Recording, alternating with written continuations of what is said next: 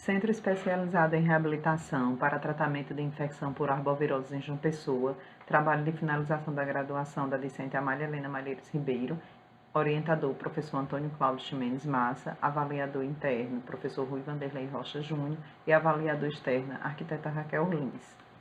Na introdução foi abordado o termo arbovirose, empregado para doenças transmitidas por vetores como o mosquito da Aedes aegypti e inclui doenças como a dengue, chikungunya, febre amarela e zika. Esta última traz consequências mais graves, como a síndrome congênita do Zika vírus e a síndrome Guillain-Barré. As sequelas causadas pela infecção possuem manifestações preocupantes, mas podem ter acometimentos mais graves, que são associados às síndromes.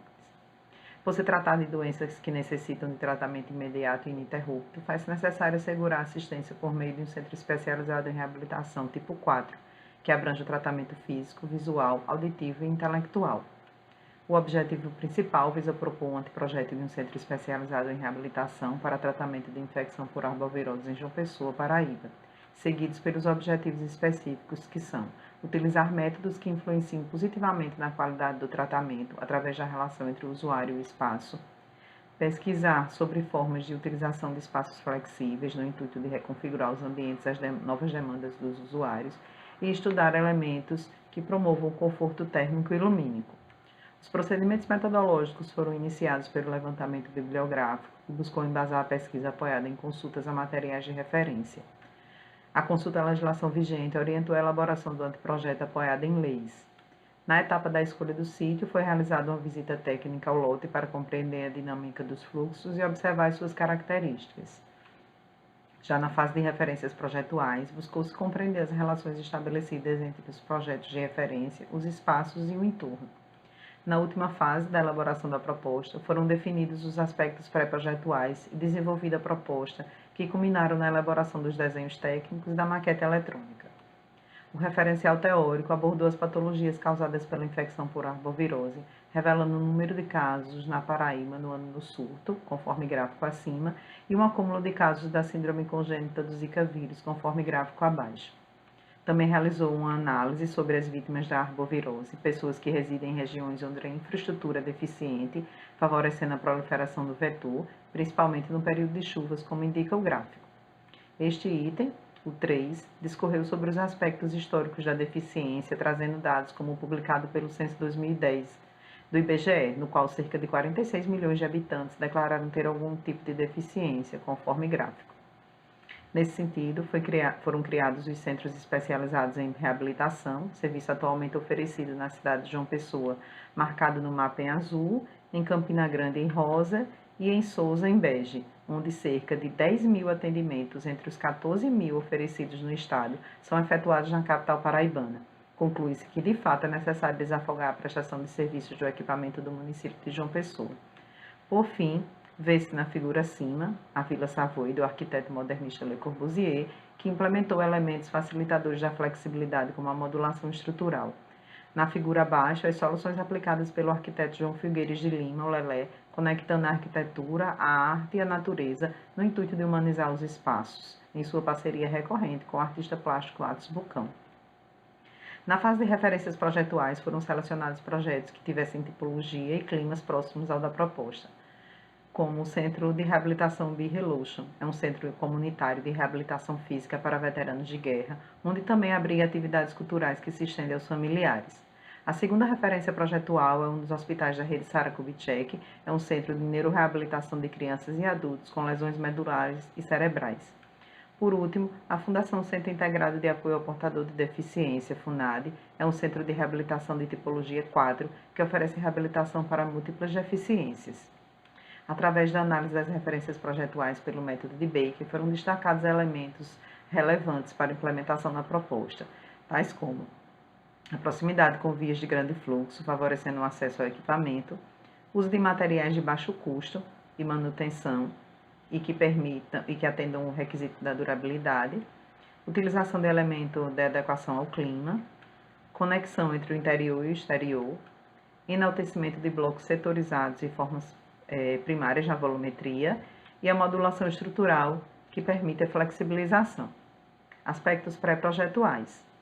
O desenvolvimento pré-projetual se iniciou com o pré-dimensionamento dos ambientes através das tabelas fornecidas pelo Manual de Ambiência e estabelecidas pelo Ministério da Saúde, que foram compilados em setores para apresentação, onde o setor de reabilitação fez um total de 341,6 metros quadrados.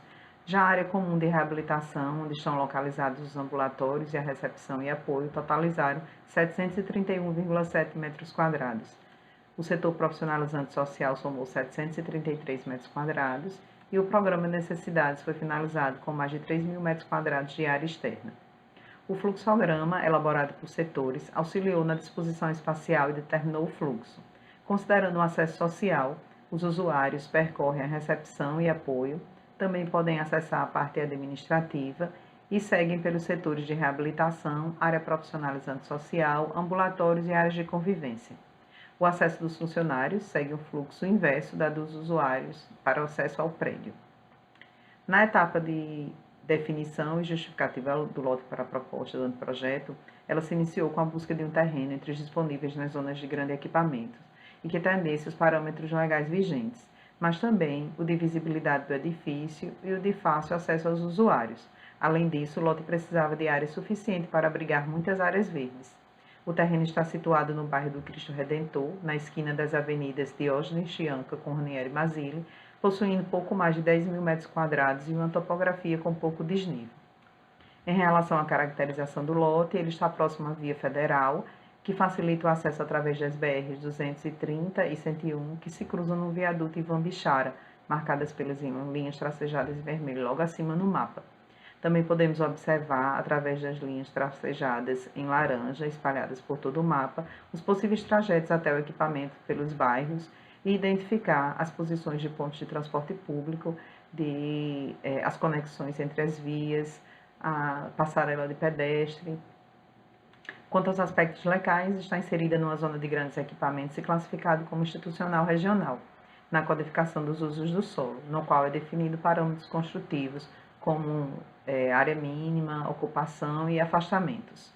No tocante às condições climáticas, foram realizados estudos de ventilação através do software solar, que determinou os ventos predominantes sul e sudeste. Também foram realizados estudos da insolação, através da carta solar, que indicou maior insolação nas fachadas oeste e noroeste.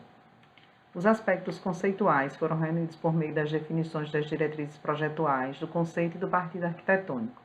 As diretrizes que cercam a proposta têm a intenção de promover o conforto ambiental através de elementos arquitetônicos, humanizar os ambientes através da utilização de texturas e materiais ligados à natureza e integrar o interior e o exterior.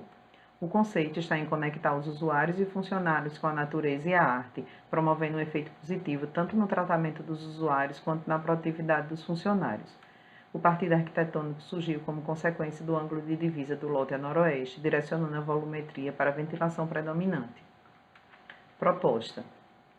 Com relação à evolução projetual, inicialmente a proposta seria de setorizar por meio de 2 volumes horizontais e escalonados, com o propósito de separar a parte burocrática da parte de reabilitação, e adicionar outro volume que abrigasse a sociabilização, o que gerou uma setorização bastante repartida, dificultou a ligação e o fluxo dos usuários entre os prédios e impediu a circulação da ventilação. No estudo seguinte, a estratégia de escalonamento foi mantida, no entanto, a setorização foi fragmentada da seguinte forma: a parte burocrática, que é a administração e apoio no volume circular, e a de reabilitação e socialização no volume horizontal, resolvendo a questão da ventilação e dos fluxos. Foi a partir da setorização volumétrica que se iniciaram os estudos das plantas baixas. Inserindo um eixo central de circulação, os ambientes se posicionaram de forma que a maioria estivesse voltada para a ventilação predominante. Na fachada prejudicada pela insolação, foram locadas áreas de pouca permanência, como rampas e a parte de serviço. A principal ideia para implantação e acessibilidade foi relacionar a edificação à natureza, utilizando-a tanto para humanizar quanto para servir de barreira de ruídos para ações provenientes da BR. Nesse sentido, foram criados espaços abertos para áreas arborizadas, como o terraço interno, o jardim interno, a Praça das Artes, abertas ao público, localizada na entrada principal. O jardim sensorial, que se divide em um percurso entre 5 praças, com experiências diferentes e estimulam os 5 sentidos através do conceito da arquitetura sinestésica. Os acessos estão concentrados na Avenida Diógenes Chianca, tendo em vista que a outra frente está voltada para a Rotatória do Cristo. O acesso de veículos se faz através de uma baia de embarque e desembarque na Praça das Artes e uma área de desembarque rápido coberto no edifício 1, antecedido por uma baia de desaceleração que foi implementada considerando o fluxo e a velocidade dos veículos provenientes da rotatória. A entrada e saída para o estacionamento de funcionários e usuários também foi posicionada na mesma via e pode ser acessada também pela baia de desembarque rápido. O prédio 1, que é o prédio circular, o prédio 2, o prédio horizontal, ambos voltados para a ventilação predominante, o terraço-jardim, que faz a ligação entre os dois edifícios e abriga um espaço de socialização e lanchonetes, o deck com pérgolas de madeira dá continuidade às salas de terapia, que se localizam na ala norte do edifício, rodeado de vegetação usada como barreira para a insolação da fachada noroeste. E os acessos social e de serviço, respectivamente, e, por fim, o trajeto dos pedestres do estacionamento até a entrada social. A setorização do pavimento térreo segue o fluxo de atendimento dos usuários, seguindo pelo setor de recepção e apoio, onde estão localizadas a recepção, apoio aos usuários como banheiros, fraldário e copa. Em seguida, o setor administrativo, onde estão localizadas a diretoria, arquivo, almoxerifado, sala de reunião. O setor de serviço, onde estão localizados os vestiários dos funcionários, próximo ao acesso de serviço. O setor ambulatorial, onde estão as salas de terapia individuais e em grupo e os consultórios indiferenciados. A área comum, onde há uma recepção adicional para acolhimento e direcionamento dos usuários. A área de sociabilização, que é o auditório. O núcleo de área molhadas. A circulação vertical da rampa e plataforma elevatória. E a circulação horizontal, marcada por um eixo central. Seguem o acesso social, o acesso externo ao auditório através do foyer e o acesso de serviço. No pavimento superior foram distribuídas as áreas de reabilitação, onde foram localizadas as especialidades médicas, a sala de exames e tratamentos específicos. A área profissionalizante social, respectivamente salas de oficina e terraço-jardim. Podemos identificar o vazio, as áreas de convivência interna, o núcleo de área molhadas, a circulação vertical e o fluxo interno percorrido por funcionários e usuários. A volumetria é inspirada na geometria simples e os volumes são recuados a 12 metros da divisa do lote. O pavimento térreo do edifício horizontal foi recuado, o que possibilitou que o pavimento superior criasse uma sombra. Os volumes são interligados através de um terceiro elemento, que é o terraço-jardim, que ora faz papel de laje no edifício horizontal, ora de coberta no edifício circular. Os elementos são tratados com inserção de vários elementos arquitetônicos utilizados para proteger da insolação, como a coberta, que faz o papel de grande abrigo, que também possui uma clarabóia que ilumina toda a extensão da circulação e em penas vazadas que trazem leveza ao elemento, formando um conjunto de blocos tratados com adições, subtrações e transformações da forma. O volume da caixa d'água foi locado próximo ao conjunto de blocos, com a finalidade de manter a horizontalidade do edifício. A solução estrutural foi tratada de formas diferenciadas nos edifícios. No volume circular, foi utilizado concreto armado, por ser facilmente moldado, onde os pilares se distribuem por todo o perímetro circular através de eixos. No volume horizontal, foi adotada a modulação estrutural, com dimensões múltiplas, utilizando estrutura metálica e lajes de steel deck, o que permitiu alcançar grandes vãos. No tocante aos materiais utilizados, podemos ver no diagrama que o concreto foi um material amplamente utilizado na fachada, visto que é durável e não necessita de muita manutenção. O aço cortem foi usado na estrutura aparente, em moldurosas esquadrias. A arte regional foi valorizada e inserida na fachada através de painéis de artista plástico Tito Lobo. A vegetação teve um papel fundamental, tanto sendo usada nas fachadas como internamente. O vidro permitiu a permeabilidade entre o interior e o exterior, e a madeira trouxe um ar de conchego e fez uma ligação entre os dois edifícios através dos brises utilizados nos dois volumes. Podemos observar no corte esquemático as estratégias utilizadas para amenizar as condições físico-ambientais existentes na região Nordeste. O terraço-jardim, que conecta os edifícios e que serve de coberta para o edifício circular. Os brises nos dois edifícios, que impedem a incidência solar da manhã. O uso de muxarabins, aproveitando a ventilação, iluminando, mas também mantendo a privacidade do ambiente. Fenestrações nas duas fachadas, que permitem a circulação da ventilação cruzada, visto que os fechamentos internos são mais baixos que o pé direito do edifício. A pérgola, que é uma extensão das salas de terapia e que se protegem também as salas da insolação. A claraboia, que ilumina a edificação por meio de um rasgo na coberta. Marquises, que permitem os recuos dos fechamentos.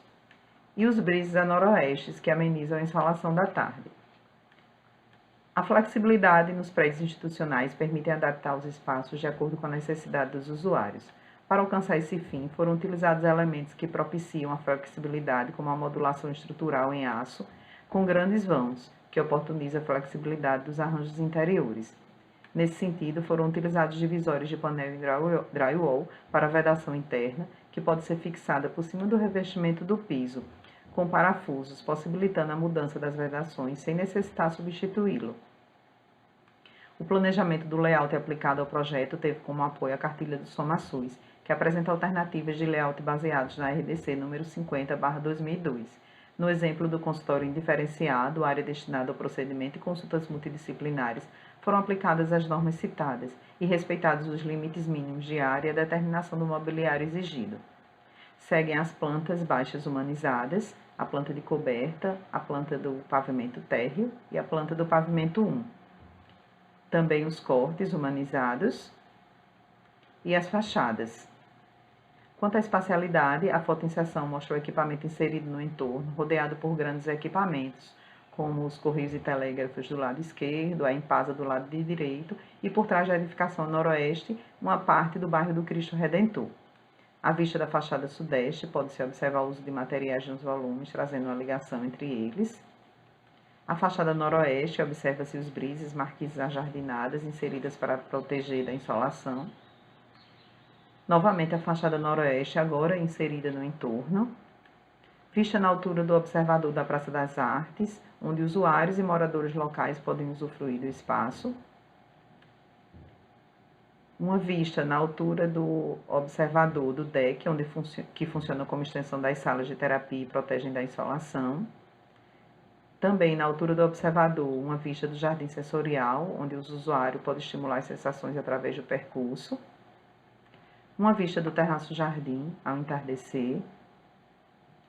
A fachada sudeste, temos uma visão geral da Praça das Artes, que funciona como local de exposição e sociabilização. Também temos uma visão do painel artístico inserido na fachada, do artista plástico Tito Lobo, que cedeu as imagens para uso nesse trabalho. Vista do estacionamento na altura do observador, essa é a fachada sul. Vista da fachada norte e parte do percurso do jardim sensorial e do acesso ao auditório. Essa é uma vista interna, vista da recepção geral e apoio no volume circular. Outra vista interna da área de sociabilização e orientação dos usuários no pavimento térreo do edifício horizontal. E, por fim, uma vista interna da circulação vertical. Por meio desse estudo, é possível concluir como um ambiente de saúde planejado com o objetivo de proporcionar reabilitação através da humanização dos ambientes pode influenciar positivamente no processo terapêutico. Também é relevante ressaltar a importância entre a conexão da arquitetura e da arte na proposta, buscando ser fonte de inspiração de experiências positivas para a pessoa com deficiência, que muitas vezes carrega uma grande carga emocional advinda de momentos dolorosos. Gostaria de agradecer a presença de todos e finalizar a apresentação com um vídeo ilustrativo.